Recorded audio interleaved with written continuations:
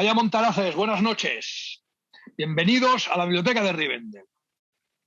Hoy vamos a analizar en dos partes. Primero, una parte muy concreta hoy y la siguiente la próxima vez del libro La espada y el arca, la última novela del gran Felipe Botalla. Como colofón final, pues teníamos preparada y apalabrada ya la presentación del libro con él, pues será como unas actividades previas hasta llegar en la tercera fase de este camino. Esta novela abandona un poco los conceptos de las primeras, a excepción de Cronos, que ya jugaba un poquito con este tipo de temática, y continúa claramente la de Portas Telae, ¿no? Todo el hecho de mezclar pues, la mitología nórdica con la mitología de la Europa católica del medievo, la Nenerve, la investigación actual sigue el mismo esquema un poquito digámosle, de fantasioso, místico, casi en algunos momentos onírico, ¿no? Casi, y olvida un poco las partes más técnicas y de ciencia que tenían sus primeras novelas. Así que nos hemos reunido varios Montaraces pues, para comentar un poquito la jugada, impresiones, historia, qué nos ha parecido, qué nos deja de parecer. Adelanto ya pues, una opinión personal del señor Cangrejo. Yo voy a decir que a mí la novela me ha gustado, me ha entretenido, que es parte de su ser. Es una novela, las novelas al final tienen que ser entertainment. Y todo eso a pesar de lo ofensiva que resulta para mí su temática. Y eso es un punto a favor. Si algo que su temática te es casi ofensiva, lo voy a decir así, casi ofensiva, como en el caso de Portas Telae, que también se lo he comentado al autor cuando tuvimos el placer de hacer el concilio con él. A pesar de eso, me ha gustado mucho la novela, me ha entretenido y me ha parecido un buen producto. Como todo, pues tiene sus luces, sus sombras y no todos van a ser el vuelo del águila. Vamos a decirlo así, el vuelo del águila es una auténtica maravilla. El resto, pues bueno, son entretenidas, que supongo que es también lo que propone el autor, y sobre todo abrir una puerta, un tipo de novelas de la Segunda Guerra Mundial que estaban muy trilladas, que tuvieron su éxito en su día, pero siempre estaban escritas desde una órbita en la cual el soldado alemán era un monstruo. La ventaja de Felipe Botalla es que considera al soldado alemán una persona con sus luces y sus sombras, sus más, sus menos y poco más. Así que, bueno, pues aquí en Acción Editorial de Dunedain, que nos encanta la libertad y la gente con pensamientos que no son los que tienen nuestros vecinos, pues hemos decidido hablar de esta novela, hacerle, digámosle, también una buena propaganda, una buena crítica, y que, bueno, pues que la gente se pueda interesar por toda la obra de este autor y por la temática que encierra también este tipo de obras. Es muy interesante que desde Portas Telae están secadas Boreas, que no es una editorial cualquiera, es una editorial que está siempre a favor de estas verdades y esta libertad que tanto nos gusta. Buenas noches y os doy paso al que quiera un poquito en esta charla entre amigos. Bueno, pues en esta charla van a haber spoilers. Si alguien nos ha leído el libro, puede enterarse de algunas cosas que a lo mejor no quiera leer, no quiera escuchar. Lo vamos a separar en dos partes. Entonces, el libro es un libro que es muy ligero, es un libro que se lee en una tarde, como mucho una tarde y una mañana. Es ameno y tiene buen ritmo. Podríamos decir que son tres historias conectadas, que esto ya lo hemos visto algunas veces, pero yo esto lo había visto más como una película. A mí se me ha hecho corto como libro. Yo creo que como libro tenía que haber, siendo un libro, podría haber puesto un poquito más de chicha y haber dado algo más de información o haber alargado un poquito más la historia. Las tres historias conectadas son, a saber, Juana de Arco, por un lado, luego tenemos otra historia que es un grupo de la Nenerve en plena Segunda Guerra Mundial, y luego una pareja de historiadores de Barcelona, que son Onésimo y su mujer, más luego un par de profesores ayudantes de él. Y me ha gustado por eso, porque es el estereotipo alemán que es diferente del resto de las películas, que Antes, antiguamente, cuando leías alguna lectura sobre la Segunda Guerra Mundial o veías alguna película sobre la Segunda Guerra Mundial, hasta los años 70, pues eran películas bélicas, donde pues está el protagonista y el antagonista. A partir de sobre todo los 80, empieza a demonizarse y sale el soldado alemán o el ejército alemán como si fuesen el diablo maligno. Y aquí me gusta porque, bueno, pues saben pues, que son personas normales y corrientes que comen, cagan y mean como el resto del mundo. Y no solo comen niños por la noche, ni hacen orgías satánicas y cosas así. Entonces, la historia de Juana de Arco al principio solo dura 3 capítulos alternados, porque los capítulos se van alternando, y solo dura 3 capítulos, y luego ya solo continúan alternándose la historia de los alemanes y de Onésimo. El problema que le veo es que quizá que le falta que se hubiese conectado quizá entre ellos más, que hubiese habido relación de que en un capítulo pasasen ellos, los alemanes, por un sitio y Onésimo fuese luego al mismo sitio, y qué habría pasado o qué habría cambiado con el tiempo. No sé, ¿vosotros qué opináis sobre esto? Vamos a ver, yo como editor, creo que tengo ahí parte de crítica a Felipe. Tengo que decir que tanto en el libro Porta Stellae como en este libro le faltan páginas. Le faltan, a Porta Stellae, desde mi punto de vista, es un libro que le faltan 100 páginas. Porque te quedas con una gana de que haya un desarrollo mayor, ¿no? Un desarrollo mayor, ¿no? Y a este libro le ocurre lo mismo, le falta más interacción quizás, no sé, en la trama alemana, que es la que se caracteriza Felipe, ¿no? Es como yo lo veo, es la percepción que yo tengo. Ahora, para mí, este libro, sin menospreciar el de Porta Stellae, este libro es mucho mejor que el de Porta Stellae, porque también tener la capacidad, como hace Felipe, de hacer 3 historias paralelas en el mismo libro e ir intercalándolas, eso tiene su mérito, porque hasta el momento como mucho ha utilizado 2 historias, como mucho. Acordémonos que al principio era una única historia con el libro de Antártida, ¿no? Por ejemplo, el de 1947. Y ha pasado de una historia en una misma novela a tener 3 historias, ¿no? Es algo loable, ¿no? Por parte de Felipe. A mi modo de ver, yo os doy la razón a los dos. ¿Sabéis qué creo que hace? Usa un estilo muy televisivo, es decir, muy de película, muy pa, y todo pasa a saco. Claro, eso cuando lo ves visualmente está bien. Por eso cuando a veces, sobre todo antaño, que no se cambiaban tanto los libros, cuando a veces la película es muy parecida al libro, acordaros que muchas veces tú has leído El Padrino 1, por ejemplo. El Padrino 1, la película, y mira que es larga, pues ya pa. ¿Qué es el libro? Es casi una versión extendida, porque es las cosas con más detalle. La conversación de no sé qué sitio tiene antes una conversación en el coche, cosa que en la película luego no sale. Entonces, a mí me ha parecido muy cinematográfico, muy rápido, los acontecimientos se precipitan un montón. Y esto lo va a escuchar Felipe y va a pensar, estos tíos son unos cabrones. O sea, a pesar de eso, la novela me ha encantado. Hablamos de como todo, ¿no? De las cosas que cuando lees dices, hostia, es que me ha faltado chiche, me ha faltado intriga, me ha faltado tema. Lo veo una película brutal sin quitarle nada, pero el libro, siempre la película es el libro quitándole cosas de toda la vida. Entonces, aquí es lo que le he visto. Y sobre lo que comentas, Manuel, de esto de Porta Stellae, en sí es mejor que Porta Stellae, pero también entiende que la conexión que tenemos muchos con el tema de Montserrat ha hecho que Porta Stellae esté encumbrado. Yo lo dije, se lo dije a él, a pesar de ser un libro herético y que me haya ofendido gravemente, Porta Stellae es un libro cojonudo. Y Felipe se reía. Decía, joder, ¿qué me dice el tío este, no? Pero es así. Realmente es lo que dices de las hojas. Hay que entrar más en la chicha, sobre todo porque cuando lo hacía en el Antártida, en el vuelo del águila, este tipo de libros más científicos, más al estilo Tom Clancy, ¿no? Que se metía mucho en cosas técnicas, en explicar, y en cambio en estos más místicos o fantásticos ha desaparecido esta cosa. No sé, ¿qué opináis de esto si habéis leído alguno de los otros? No, a ver, yo lo que primero estoy totalmente de acuerdo en todo lo que habéis dicho, me habéis pisado todo lo que iba a decir.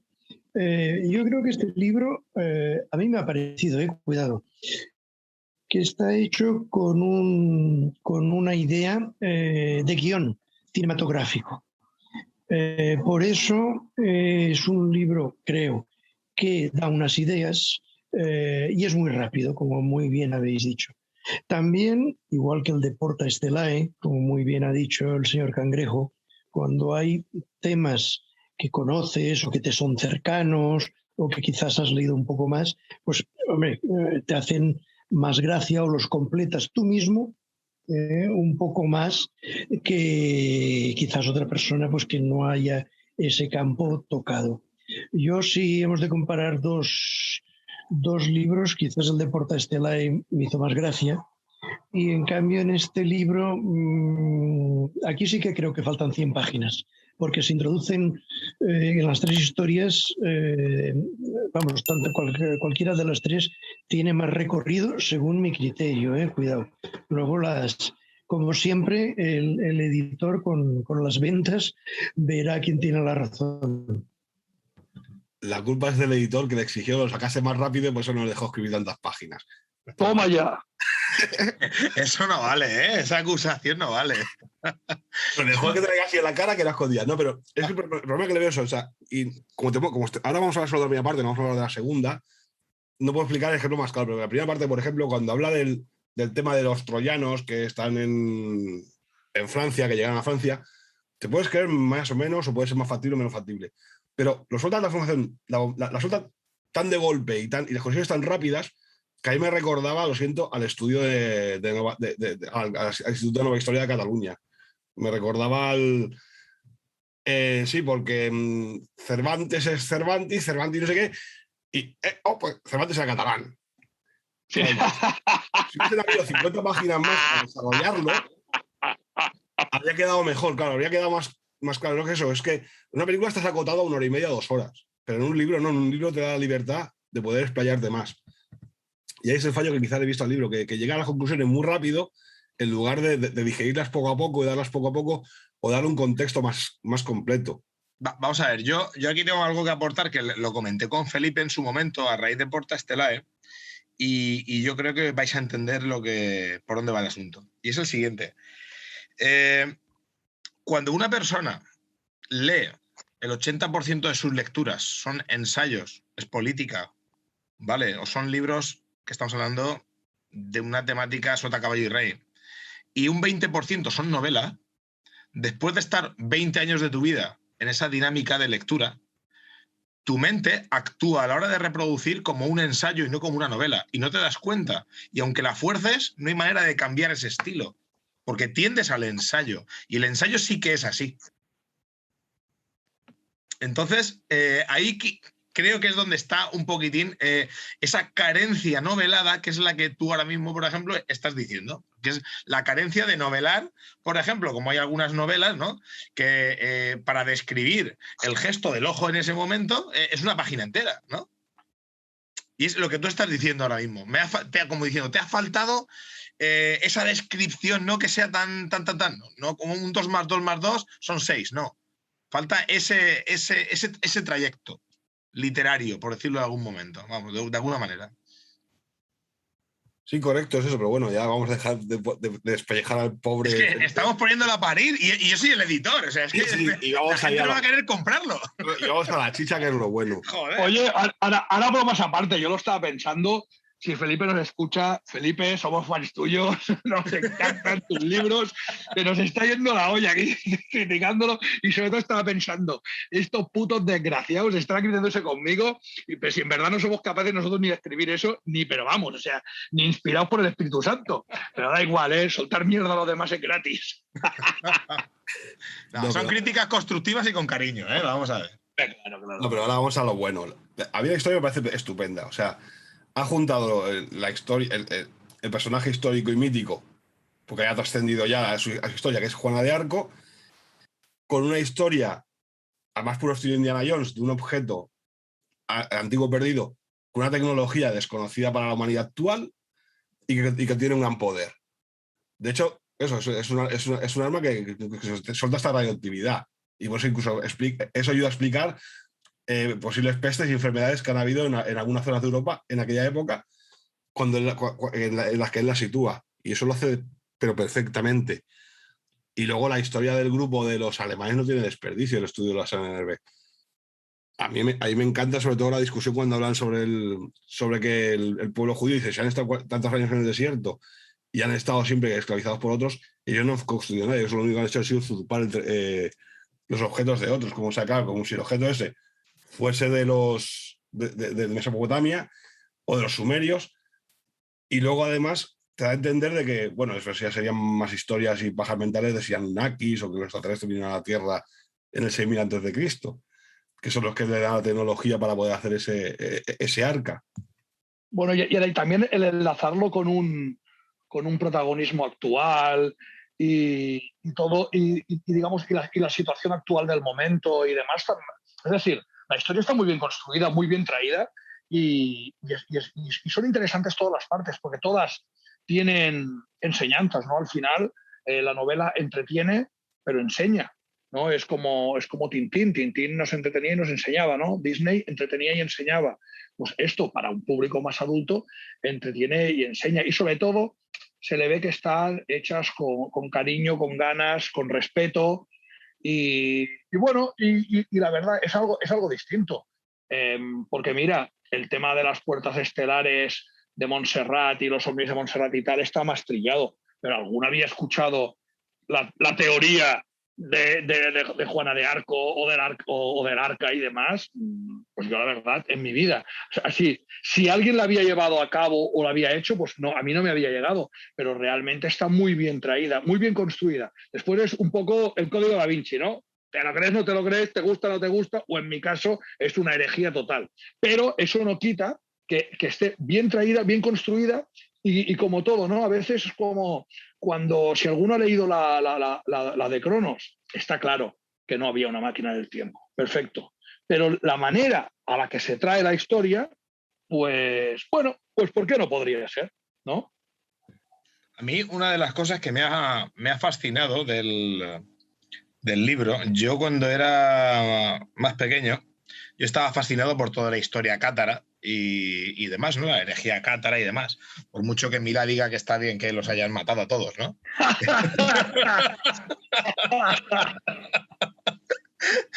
Bueno, a mí es más, yo estuve por allí, estuve un par de veces por allí, por Montsegur, por Montferrus, René-le-Château y demás. Entonces, claro, yo a René-le-Château, que es uno de los pueblos que se nombran mucho por la investigación de la NNERV, yo me hice el recorrido de Otorrán cuando ¿qué tenía yo ahí? Tenía 21 años o por ahí, me hice ya el recorrido que hizo Otorrán en la zona de Occitania, en el sur, ¿sabes? Como no, también tomando los buenos vinos del sur de Francia, que son espectaculares, son una maravilla.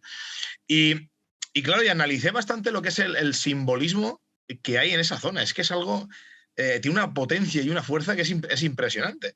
Y estuvo además Felipe aquí hace un par de meses, estuvo aquí en mi casa justo antes del verano. Y hablando del libro recién editado, le pregunté que qué opinaba sobre las rosetas que hay grabadas en las ventanas menorquinas de la casa de la Basunier al lado de lo que es la iglesia. Y no se había dado cuenta. Dice, no sabía a lo que me refería, ¿no? Y es algo que yo me di cuenta cuando fui la primera vez, que es una cosa muy curiosa, que las menorquinas, depende cómo las mires, se ve o una cruz o una rosa. ¿Vale? Claro, eso tendrá vínculo con el momento concreto del proceso de la Basunier y la hermandad, los vínculos con la hermandad de la Rosa Cruz, por ejemplo. A lo que voy es que la potencia y el simbolismo que hay en toda esa región y en torno a la historia que Felipe ha desarrollado es brutal, es impresionante. Además, él ha descrito muy bien, y además las fotos y los planos que saca en el libro de lo que es la torre, la que hizo el abad, así como la que tenía proyectada que nunca llegó a hacer, ¿no? Y todo eso tiene un simbolismo, pero que no nos hacemos a la idea realmente, ¿eh? Es que lo bueno que tiene el sur de Francia, no sé más al norte, porque el norte ya no lo he visitado, pero claro, es muy diferente, por ejemplo, a España. O sea, están las grandes ciudades masificadas, que son enormes y hay un montón de gente, y luego hay un montón de aldeas pequeñas y pueblos perdidos que mantienen su encanto tradicional. Y claro, ves cosas que dices que esto está igual que hace 300 años. Y eso quizás es lo que le gana mucho también al sur de Francia. Ya no solo para eso, sino incluso para imaginarte cosas, imaginarte historias allí. Claro, yo, por ejemplo, mira, en el mismo libro que estamos comentando, sin hacer mucho spoiler, aparece la figura, ¿no?, del diablo, de la pequeña iglesia, del pueblo y tal. Bueno, pues casualmente yo he estado hace un par de semanas, estuve en el Burgo de Osma con el autor amigo Javier Nicolás, ¿no? Y me llevó justo a la ermita de San Bartolomé, que está en el Parque Natural del Cañón de Río Lobos, ¿no? Y digo esto por lo siguiente, lo que es la ermita tiene la roseta por donde entra la luz, es una estrella de 5 puntas invertida. La ermita es templaria, ¿vale? Y en el 21 de junio y el 21 de diciembre, la luz entra por esa roseta y se clava justo en una piedra que tiene como 4 aspas y un círculo, ¿vale? Bueno, hay frikis que la gente se mete ahí descalza, hay un cartel que pone prohibido ponerse aquí descalzo, por favor, ¿no? Porque la gente, como para canalizar, pero es el simbolismo primero del sitio donde está ubicado. Os recomiendo que incluso lo veáis por internet, o si podéis viajar, ¿no? Pero es el tema de esa estrella, ese pentagrama que te encuentras allí, ¿no? Que es clave. Y luego, entre las figuras que hay justo en la parte superior de la entrada del pórtico, te encuentras a Baphomet. O sea, al diablo Baphomet, burlón, riéndose. O sea, ¿qué hace en una pequeña ermita en medio de la montaña? 2 estrellas satánicas, invertidas, ¿no? Satánicas, y Baphomet en la entrada. O sea, y eso, claro, lo vinculas con el tema este que saca aquí Felipe, de ese simbolismo que hay, esa trazabilidad que hay desde René Le Chateau, el diablo en el altar. No sé, hay demasiado simbolismo ahí dentro de esa zona y que no es casual, ni muchísimo menos. Y esto tiene que ver con lo que trajeron, por ejemplo, en el caso este de la iglesia que he comentado, ¿no? De ahí cerca de aquí en Soria, ¿no? Tiene mucho que ver con lo que los templarios y las órdenes religiosas trajeron del templo de Salomón de Jerusalén. Lo que allí se encontraron. Entendamos también que todo el misticismo y el simbolismo católico ha desaparecido. ¿Qué quiero decir? Cualquier señor que solo sabía arar su campo, antes llegaba a la iglesia del pueblo, a la catedral, veía un retablo y sabía de qué hablaba. Incluso cualquier casi cosa iniciática la podían entender. A día de hoy hemos perdido esa conexión. O sea, incluso los grandes teólogos, la mitad de retablos, la propia gente no sabe ni lo que es. O vas a cualquier iglesia de pueblo un poco grande y la mitad de figuras ni se entienden ni te saben decir lo que es. Y los santos típicos sí, pero todas las cosas iniciáticas que hay o deja de ver se desconocen totalmente. Visitamos el Arco de Triunfo del monasterio de Ripoll. Se considera el Arco de Triunfo del románico catalán. Llevan estudiándolo 100 años y no tienen ni puta idea de lo que eso deja de ser. Al final es eso, todo ese misticismo, esa trascendencia, ese estilo iniciático de ciertas órdenes religiosas de la cristiandad se perdió con ellas. Un día se decidió que eso no seguía por ese camino y desaparecieron. Y ahí tienes pues, el caso de la Orden del Temple y demás, pues que esa trascendencia, esa iniciática dentro de la cristiandad desapareció. Y entonces pues la desconocemos totalmente. Pero casualidad no era. Pero igual que no es casualidad las alineaciones en el Valle de los Caídos, no son casualidad absolutamente nada. Nada, es casualidad. Hay gente que lo pueda ver, gente que se sabrá, cosas que no. Pero incluso en construcciones de iglesias más modernas hay cosas de estas que se nos escapan y que las sabe pues el que las hizo y poco más. Es que además, claro, la Edad Media y en el gótico bueno, el románico y el gótico, que es la Edad Media, había mucha imaginería de demonios y cosas así, cosa que luego se perdió más adelante con el Renacimiento. Sí. Es algo muy típico sobre todo de lo que es el gótico y el románico. Sí, pero es que en la época, como estás diciendo tú, del gótico y el románico, cuando te pintaban una torre, aparte de ser algo defensivo, porque tenían el tema de las batallas, por ejemplo, aquí en España, con los moriscos y demás, aparte de eso, la torre tenía un simbolismo hermético. O sea, es que es impresionante. Hoy día, cuando pintan una torre, la gente dice, ahí, la pintan porque es bonita. Ya está. De ahí no lo sacas a la peña, vamos, es que de ahí no lo sacas, ¿no? Entonces, yo, por ejemplo, ya aluciné en este viaje que he hecho ahí con este. Es que viene al cuento por el tema del simbolismo y la trazabilidad de la obra esta de la espada del arca, ¿no? Estuve en un pueblo que se llamaba Gormaz. Atentos a lo que voy a decir. En el pueblo de Gormaz hay una ermita que se llama la ermita de San Miguel de Gormaz, que es románica, que es lo que tú estás diciendo en estos momentos, ¿vale? Muy pequeñita, tiene unos dibujos que son espectaculares, que transmiten muchísimo. La figura del árbol se repite, la torre. Se dice que además que uno de los caballeros que se enfrenta a los moriscos, que es la representación del Cid, que es algo bastante revelador. Pero es que detrás de la iglesia hay una piedra inmensa con una pequeña entrada que yo pude agacharme y arrastrarme un poco hacia adentro, y eso era un altar pagano. O sea, la iglesia se puso ahí por un motivo simbólico y hermético, que en su momento tal. Bueno, en la parte de arriba se sigue subiendo, y tienes la que fue la mayor fortaleza de Europa en el siglo X. Y la gente, o sea, una fortaleza que tiene el perímetro, es 1,5 kilómetros de muralla, es brutal, ¿no? Es brutal. Pero si sales de la muralla y te vas a la cara oeste, te encuentras con una serie de símbolos paganos en la cara oeste. Porque claro, en la puesta de sol, ¿qué hacen? Salen los espíritus malignos. Entonces, para protegerse del espíritu maligno tras la caída del sol, ¿no?, y la llegada de las sombras, ponían una serie de simbología que era pagana, y luego, curiosamente, habían varias estrellas de David, ¿vale? Pero eran piedras apostadas ahí, ¿vale? Todo eso, la fuerza que tiene eso a nivel hermético es brutal. Es que estamos hablando del siglo X. Y es que pensemos que en aquel momento ha quedado sepultado, pero en aquel momento el gótico, el arte gótico, era lo moderno, era lo nuevo.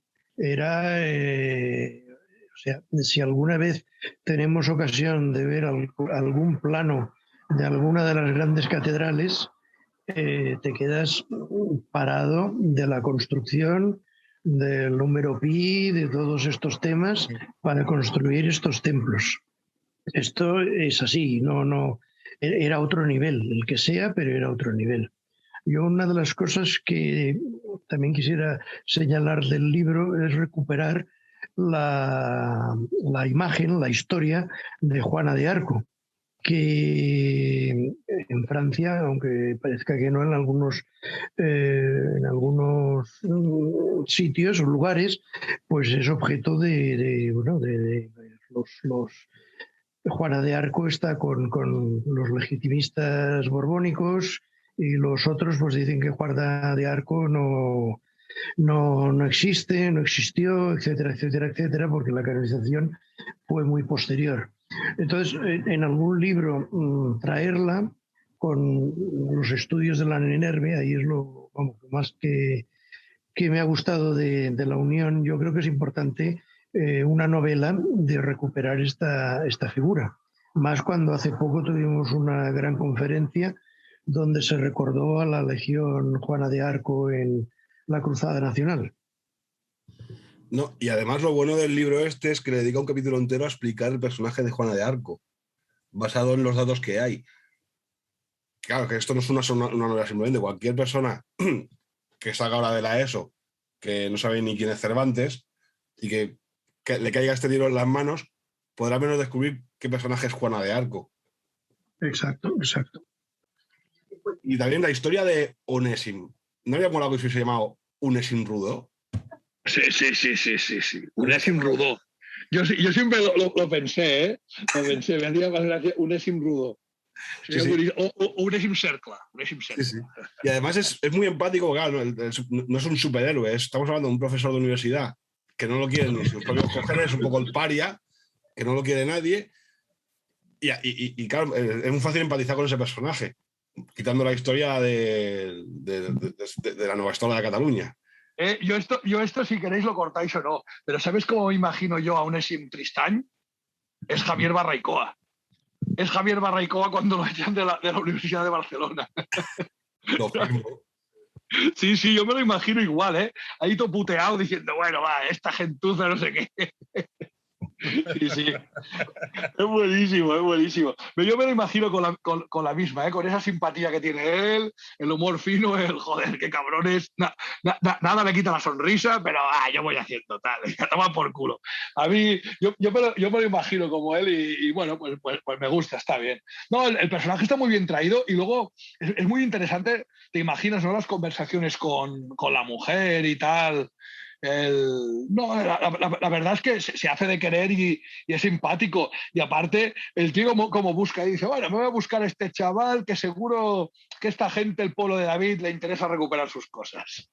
No hagas spoiler, que eso de la siguiente parte. Vale, no digo nada. No digo nada. No, luego la figura, volviendo al simbolismo, yo es que soy R, como me gusta tanto el simbolismo y el haber leído un poquitín a Jung te vuelve un poco tarado, ¿no? La figura de Juana de Arco, en todos los sentidos, tiene una fuerza impresionante. O sea, no deja de ser la plasmación de un arquetipo. Y ese arquetipo en el mundo germánico o en la tradición pagana es la encarnación del arquetipo de la valquiria, de la valquiria renacida. Tal como se muestra en el libro. O sea, no deja de tener el toque es de sangre azul, ¿no? Aunque no sea reconocida. Y luego esa conexión que tiene Juana con la providencia. Es que es un símbolo más, o sea, ella misma es un estandarte. De hecho, Francia, durante la guerra de los 100 años, gracias a Juana de Arco, sea real o ficticia, como digan ahora, es el estandarte que les llevó a enfrentarse a los ingleses y a no dar por perdida su guerra. Así es, así es. Por eso digo que la fuerza, lo que estoy comentando, la fuerza que tiene ese personaje es que no da para hacer un libro, da para hacer una enciclopedia. Porque analizar el estudio en sí de esa persona, ¿vale? Es que es un arquetipo encarnado, a fin de cuentas. Sí, es que tenía que haber alargado más. En vez de solo 3 capítulos, haber dedicado más capítulos. O la historia que luego se explica más adelante, que la explica Onegin sobre Juana de Arco, a verla en novelado, a ver la batalla novelado. Es lo que había sido perfecto. Bueno, también hay que decir algo a favor de Felipe. Felipe, desde el momento 1 que escribió su primer libro, él dijo, ahí lo dejo, el que quiera saber más que investigue. Y dejo la puerta abierta, con muchas cuestiones abiertas, para que la gente por sí misma se ponga a indagar. Y eso él lo ha repetido, lleva 10 años repitiéndolo. O sea que, claro, por eso estamos nosotros aquí, RQR. Le estamos exigiendo al pobre Felipe que haga lo que tenemos que hacer nosotros, que es investigar más.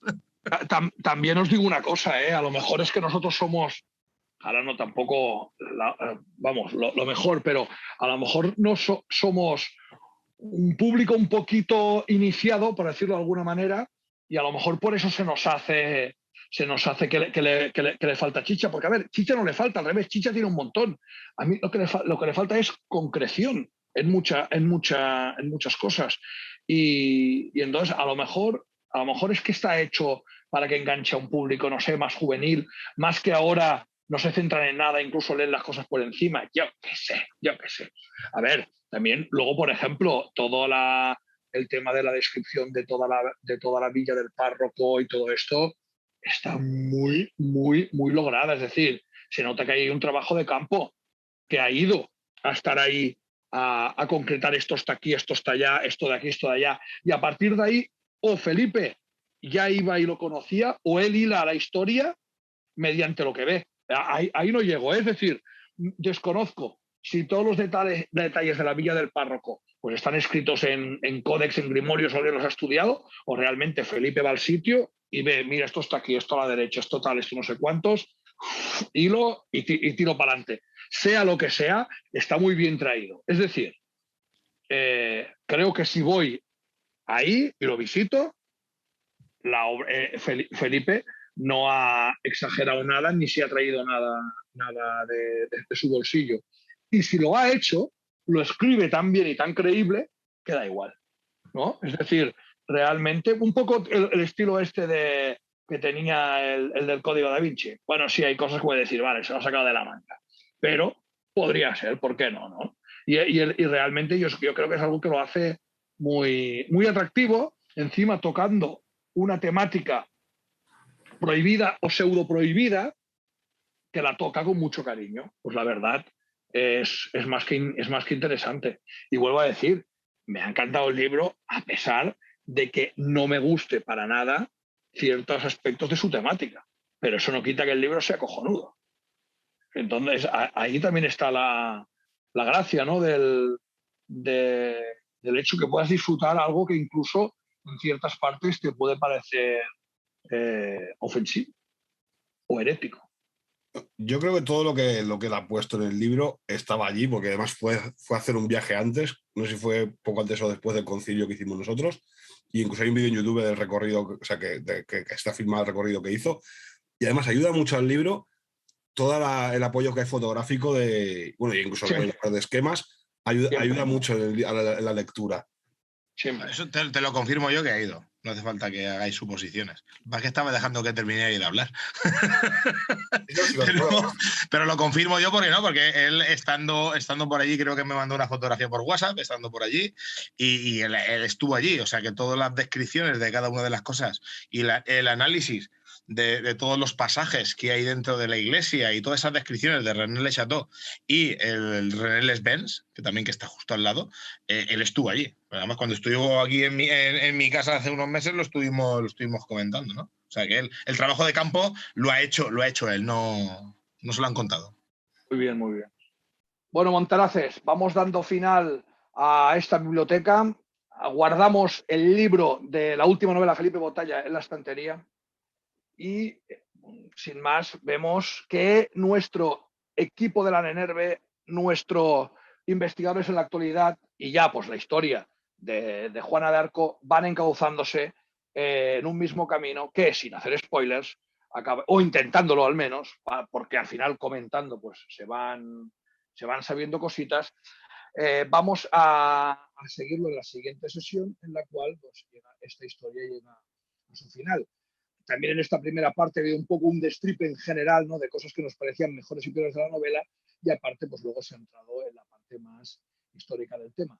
Damos muchas gracias a Manuel Quesada por haber compartido la velada con nosotros y sin más nos despedimos hasta la próxima ocasión. Muy buenas noches.